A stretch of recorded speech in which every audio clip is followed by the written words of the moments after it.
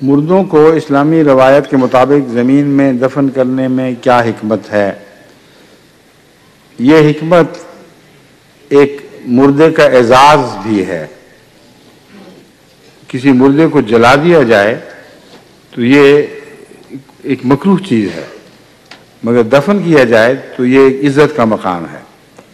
اسی لیے قرآن کریم صرف مردے کے تدفین کا اپنے طور پر حکم نہیں دیتا، بلکہ آدم کے زمانے سے اس رسم کو جاری بتاتا ہے۔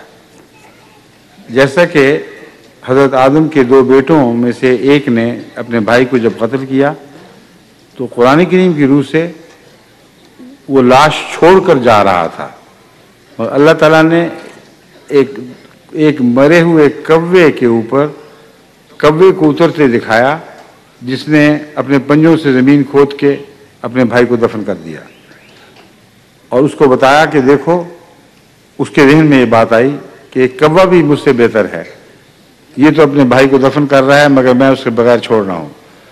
تو اس نے پھر مقتول بھائی کو دفن کیا۔ یہ سنت قرآن کریم میں مذکور نہ ہوتی اگر قرآن کریم اس کو احترام کی نظر سے نہ دیکھتا یا مسلمانوں میں رائج نہ کرنا چاہتا۔ پس بنی اسرائیل میں اور اس سے پہلے انبیاء کی جو بھی تاریخ محفوظ ہے، سب میں تدفین ملتی ہے، جلانے کا کہیں ذکر نہیں ملتا۔